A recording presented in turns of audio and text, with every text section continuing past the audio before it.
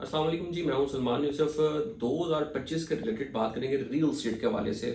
कि पहले तो बात करते हैं कि 2023 और 2024 रियल स्टेट के हवाले से कैसे गुजरे और 2025 की क्या उम्मीद की जा सकती है कि वो कैसा गुजरेगा। जनवरी है, 6 तारीख है, 2025 है और उम्मीदें तो हमारी बड़ी अच्छी हैं।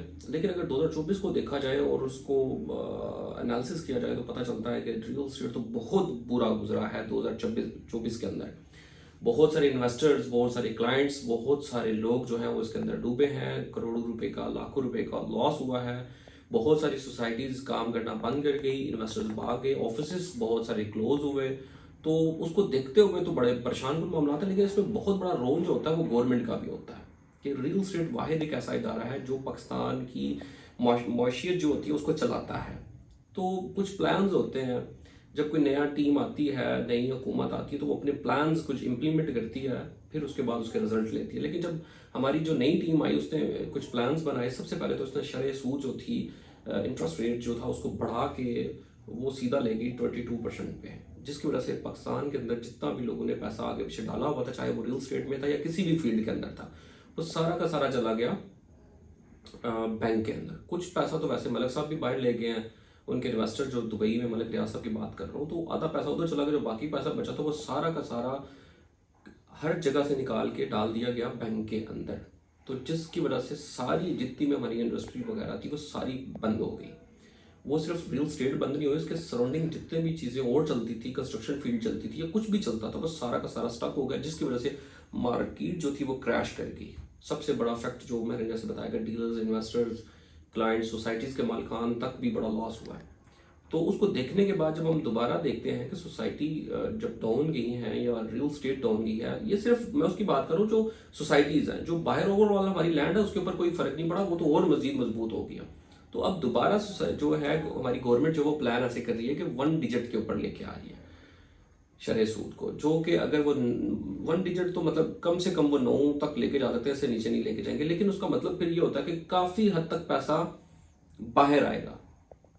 ठीक है, जब पैसा बाहर आएगा तो उसको कहीं ना कहीं तो यूटिलाइज भी करना है। तो पहली तो मैं ये कहूंगा, अगर कोई मेरी वीडियो सुन रहा है या कोई कहीं इन्वेस्टमेंट आउट ऑफ कंट्री करना चाह रहा है तो भाई बराए मेहरबानी कहीं बाहर इन्वेस्ट करने के बजाय अपने मुल्क को भी थोड़ा पैसा दें, यहाँ पे इन्वेस्ट करें, किसी भी फील्ड में करें। वैसे मैं तो रियल्टर हूँ, मैं तो रियल स्टेट की ही बात करूंगा। लेकिन आप कोशिश करें कि पैसा पाकिस्तान से बाहर ना जाए, पाकिस्तान के अंदर ही इन्वेस्ट किया जाए। तो अब यहाँ पे मैं ये बता दूं कि अगर फर्स्ट डिजिट में जाता है तो दोबारा पैसा मार्केट में जब आएगा तो उसके रास्ते बन जाएंगे। गवर्नमेंट भी सपोर्ट कर रही है, टैक्स में भी उसने काफ़ी हद तक बड़ी नरमी बताई है। बहुत सारी चीज़ें ऐसी करने जा रहे हैं जिससे हमें बेनिफिट्स नज़र आ रहे हैं। तो हमें उम्मीद है कि कंस्ट्रक्शन फील्ड के अंदर बहुत पैसा आएगा। अब जितने भी रियल्टर्स थे पहले वाले, वो पहले फाइलें बेचते होते, फिर फाइल कंसेप्ट खत्म होता जा रहा है कि वो किस्तों पे प्लॉट मिलते होते थे, मिलेंगे अब भी, लेकिन अब थोड़ा सा मॉडल जो है वो चेंज हो जाएगा। पहले वाली जितनी भी चीज़ें थी, क्लाइंट्स जो खराब हुए हैं, अब वो मॉडल्स टोटल ही 2023 और 24 को देखने के बाद 2025 मॉडल वो चेंज नजर आएगा। जहां तक मेरी अवेयरनेस है, उसको देखने के बाद मुझे लग रहा है कि 2025 का मॉडल जो होगा रियल स्टेट का वो आपको बहुत तब्दील नजर आएगा।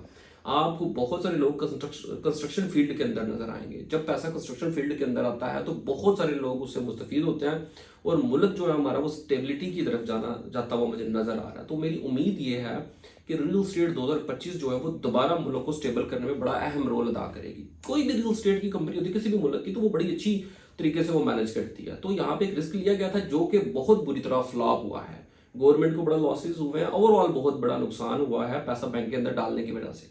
अब पैसा निकलेगा और पैसा, मैं कहूंगा कि जो भी लोग हमारे पाकिस्तानी हैं वो बाहर पैसा अगर लोगों को इन्वेस्ट करवा रहे तो भाई वहां पे इन्वेस्ट ना करवाएं, पाकिस्तान के अंदर इन्वेस्ट करवाएं, किसी भी शोबे में करवाएं, गाड़ी में करवाएं, किसी भी जगह पे आप पैसा अपना जो है वो इन्वेस्ट कर सकते हैं। तो अच्छी उम्मीद के साथ 2025 की हम शुरुआत करते हैं। हम भी यहाँ पे बैठे हुए हैं खारियां में, यहाँ पे हमारे पास 4-5 सोसाइटीज़ हैं। इसके बारे से कोई भी इन्फॉर्मेशन आप जानना चाह रहे हैं तो आप ज़रूर हमारे पास आ सकते हैं। हमारा यूट्यूब चैनल है, इसको ज़रूर सब्सक्राइब कर लें, फेसबुक पे आएँ, हमारे पेज को ज़रूर लाइक करें। बहुत शुक्रिया, थैंक यू, अल्लाह हाफ़िज़।